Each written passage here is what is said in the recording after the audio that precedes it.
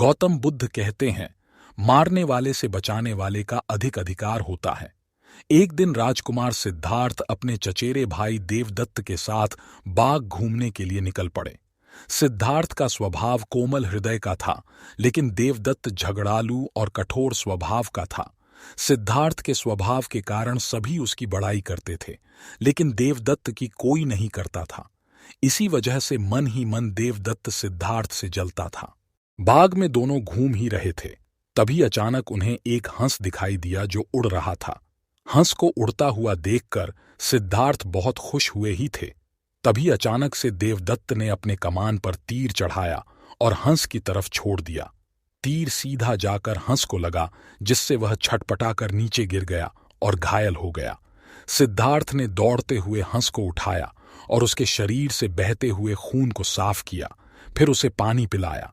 इतने में देवदत्त वहां पर आ जाता है और गुस्से से सिद्धार्थ की तरफ देखते हुए बोलता है, सुनो सिद्धार्थ, इसे मैंने तीर मारकर नीचे गिराया है।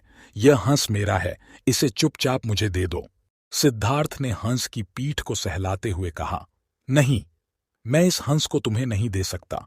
तुम निर्दयी हो। इस बेचारे निर्दोष हंस पर तुमने तीर चलाया है। अगर मैं इसे आकर ना बचाता तो इस बेचारे की तो जान चली जाती। सिद्धार्थ की बातें सुनकर देवदत्त को और भी ज्यादा गुस्सा आने लगा। घूरते हुए उसने सिद्धार्थ से कहा, देखो सिद्धार्थ, यह हंस मेरा है, मैंने इसे नीचे गिराया है। इसे मुझे दे, और अगर नहीं दोगे तो मैं राज दरबार में जाकर तुम्हारी शिकायत करूंगा। देवदत्त के इतने कहने के बाद भी सिद्धार्थ ने उसे हंस नहीं दिया, जिसके बाद देवदत्त ने राजा शुद्धोदन के दरबार में जाकर सिद्धार्थ की शिकायत कर दी।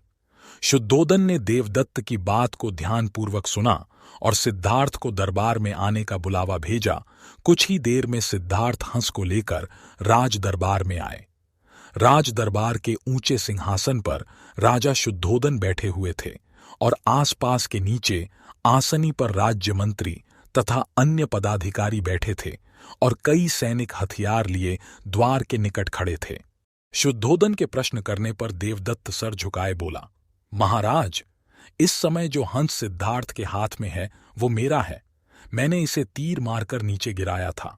सिद्धार्थ ने उसे तुरंत उठाकर उस पर अपना अधिकार जमा लिया।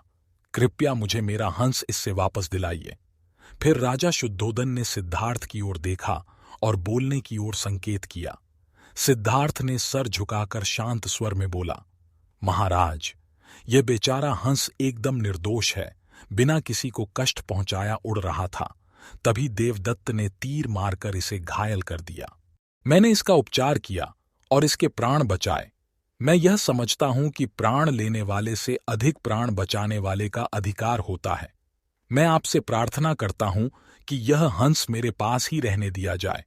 मैं इसे अच्छी तरह से स्वस्थ करके आकाश में उड़ा देना चाहता हूं। शुद्धोदन ने अपने सभासदों से विचार विमर्श किया। वो सभी एक ही स्वर में बोले, राजकुमार सिद्धार्थ का कहना बिल्कुल ठीक है महाराज। जीवन लेने वाले से ज्यादा बचाने वाले का अधिक अधिकार होता है। अंततः हंस राजकुमार सिद्धार्थ के पास ही रहने देना चाहिए। राजा शुद्धोदन ने सभासदों की बात मान ली और फिर उन्होंने सिद्धांत को अपने साथ हंस ले जाने की अनुमति दे दी। तो आज की वीडियो आपको कैसी लगी? आपको यह वीडियो पसंद आई होगी तो लाइक शेयर करना मत भूलिएगा, और अभी तक चैनल को सब्सक्राइब नहीं किया होगा तो प्लीज सब्सक्राइब करना।